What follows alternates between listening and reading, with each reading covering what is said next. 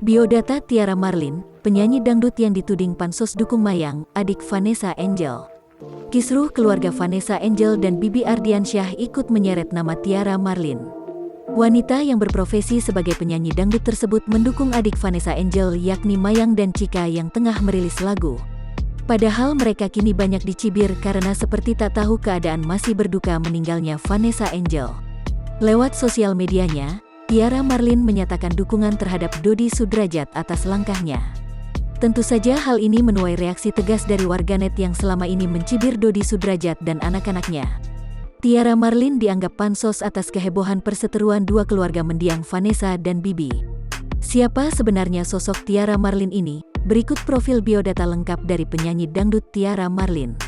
Tiara Marlin dikenal sebagai seorang penyanyi dangdut. Ia merupakan pedangdut kelahiran 1990, di mana kini Tiara Marlin berusia 32 tahun.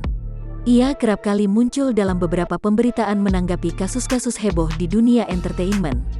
Sekelumit informasi tentang Tiara Marlin, ia diketahui merupakan pedangdut yang lahir di ajang pencarian bakat Indosiar. Tiara Marlin sempat vakum selama 4 tahun dan muncul kembali di dunia musik pada 2018 lalu. Diketahui jika saat itu, Tiara Marlin memilih vakum karena menikah dan memiliki anak.